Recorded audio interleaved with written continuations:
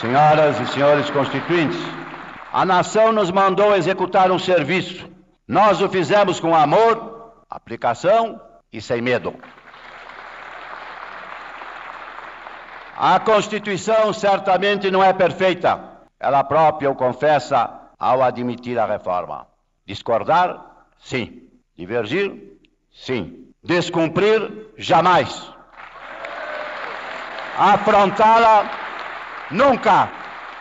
A Constituinte Nacional ela é resultado de uma luta de determinados setores da sociedade que já se organizavam há algum tempo em busca de você ter uma regulação da sociedade, né, que fosse mais democrática. Foram 20 meses de Constituinte Federal, né? Ela começou em fevereiro de 87 e foi até outubro de 88. Né? E aí a gente teve uma Constituinte com 32 foros deliberativos que gerou a nossa Constituição Federal. O país estava apostando no pluralismo, o país estava apostando na reconquista da democracia, da participação do povo, na formação de partidos políticos, na formação de associações da sociedade civil, de todos os gostos, em todos os setores. Havia como que um consenso de que a democracia seria a única alternativa possível que nós teríamos para levar o Brasil ao desenvolvimento econômico, desenvolvimento social, todas as formas, né, de desenvolvimento que não ocorreram no período anterior da ditadura militar. A Constituição pretende ser a voz, a letra, a vontade política da sociedade rumo à mudança. Que a promulgação seja nosso grito. Mudar para vencer. Muda, Brasil!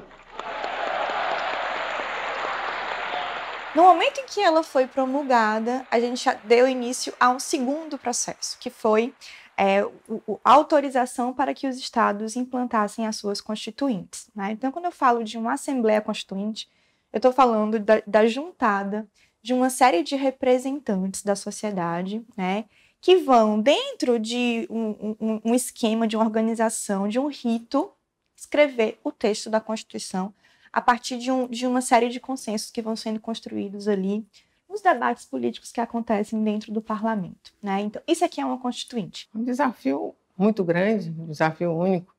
Nós tínhamos que adaptar a nossa Constituição, a Constituição Federal.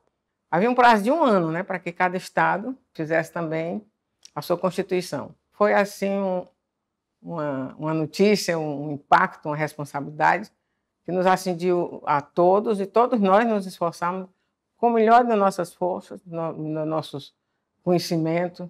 Esses representantes, por sua vez, eles vão funcionar como se fosse uma caixa de ressonância das suas bases políticas. E aí você vai ter uma grande fragmentação ideológica dentro de uma constituinte, porque você vai ter vozes dos mais variados grupos sociais. E aí, dentro desse intervalo temporal de 1 ano, a gente vai ter uma série de rodadas de negociações que vão ser acompanhadas da redação técnica do texto, que ao final vai ser o texto promulgado.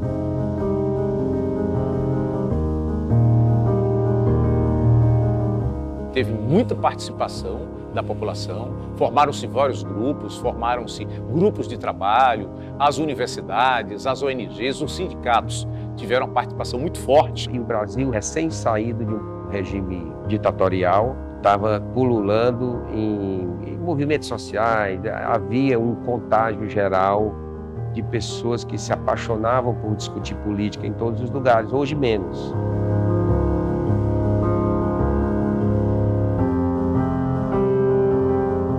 As eleições de 82 eram um marco importante para a gente entender esse processo na história do Ceará.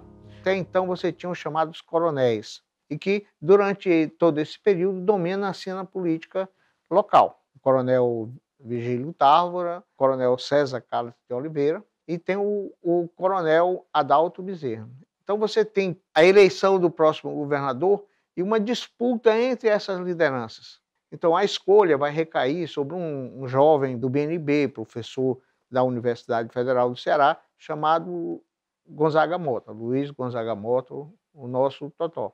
Então ele tem uma eleição garantida porque ele tem as principais forças políticas conservadoras que dominavam a cena política, né, do seu lado. Independente dos seus vínculos partidários, da forma como ele chega ao poder, ele tem um papel significativo nesse processo de mudança. Ele passa a ter um posicionamento próprio e passa a ser respeitado nacionalmente em função das posições que ele vai assumindo. O Ceará teve grandes passeatas, grandes manifestações, greves na década de 80. Isso fez com que muitos sindicatos se fortalecessem naquele momento, sobretudo sindicatos de servidores públicos, mas também de outras categorias. As ONGs, né, surgiram aí na década de 70, na década de 80, e isso acabou influindo muito. Em 85, para a gente ser mais preciso, nós temos a primeira eleição para prefeito da capital, em que a população volta a escolher, né, o seu prefeito. Nessa eleição, surge uma terceira força, o PT, principalmente na figura da professora Maria Luísa Fontinella. Porque a Maria Luísa, ela tinha uma representação muito forte diante da sociedade, principalmente dos movimentos populares no estado do Ceará. Então você tem uma representante de setores que antes não faziam parte dessa cena política.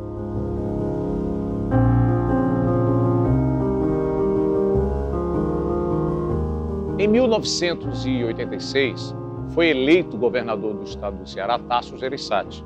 E foi um governo de muita mudança, foi um governo disruptivo, né? Foi um governo que rompeu com os coronéis. Eleito pelo PMDB, que é o partido de oposição.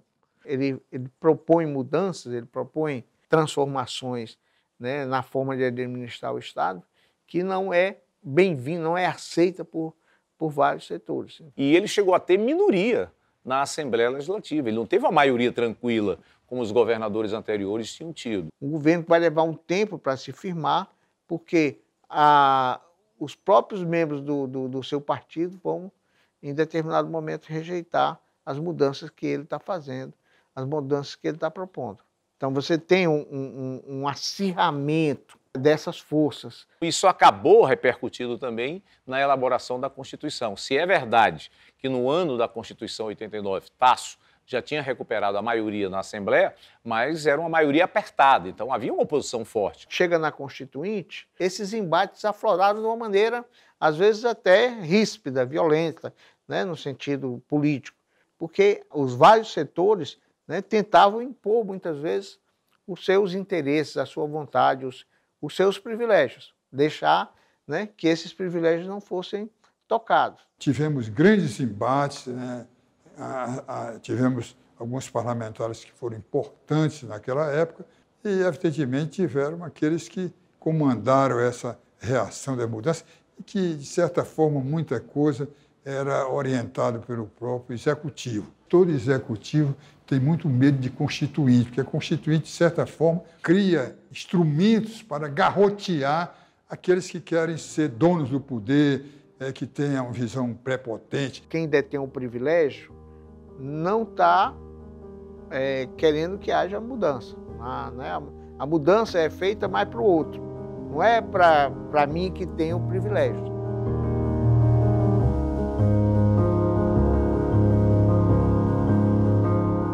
Foi criado um instituto de pesquisa, hoje chamado INESP, né? Esse instituto teve uma grande contribuição, deu uma grande contribuição, do ponto de vista técnico, da análise dos problemas, para interpretar, inclusive, alguns aspectos da Constituição Federal. E houve um apoio também muito importante na Assembleia, que foram os advogados juristas. Era um grupo grande, até o Paulo Bonavides, também na época, que era um grande nome, né, no direito, também participou, esteve lá conosco. Fizeram um anteprojeto e esse anteprojeto foi discutido pelos deputados. E teve audiências públicas, a população participou, os sindicatos, as associações, né, e isso acabou gerando uma Constituição longa, mas uma Constituição de direitos, uma Constituição que tratou muito da questão social.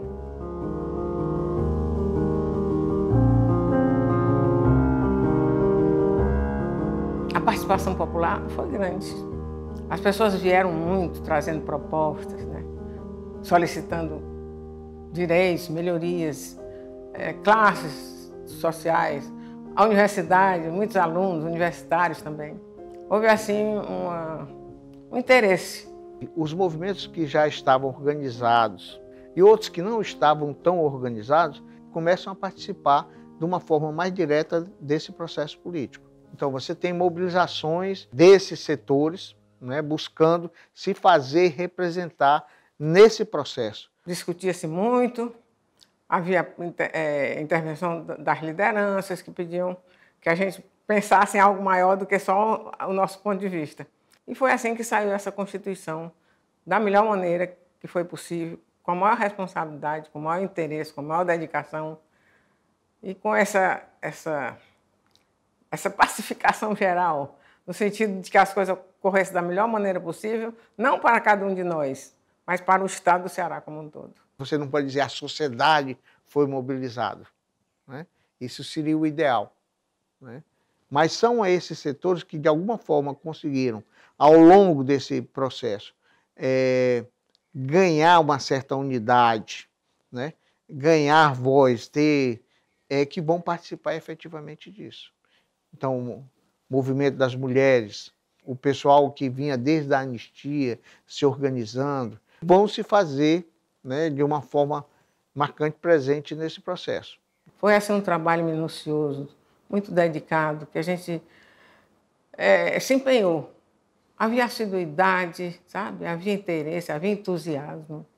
A gente trabalhava, às vezes, até a noite, de modo que a gente fez de tudo para que saísse um trabalho o mais bem feito possível. Tudo calcado, né, dentro da Constituição Federal.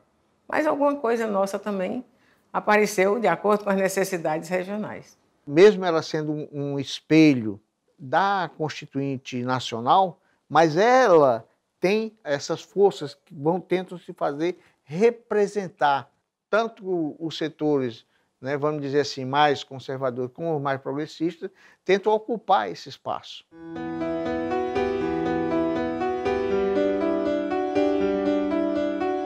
Não dá para você descolar a política dos interesses. Os interesses são fundamentais. É triste para uma sociedade que não compreende isso, que não compreende que o que está por trás de tudo são interesses. Podem ser coletivos, né, e beneficiar muita gente, e pode ser interesses individuais, pessoais, de grupos.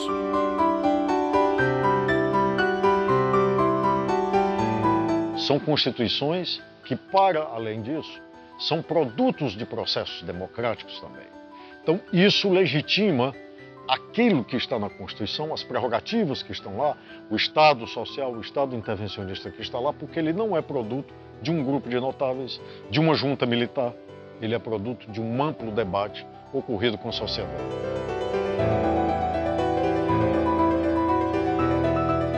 Você não pode isolar o nosso processo de construção da nossa Constituição desses embates que existiram na sociedade cearense, né, a partir da eleição, principalmente do governador Gonzaga Mota. Nunca ninguém vai encontrar, né, um modelo constitucional ideal, porque a Constituição é resultado dos embates das várias forças que estão no cenário político. Por que se pode dizer que a Constituição local é equilibrada? Justamente porque houve um certo equilíbrio nessas forças.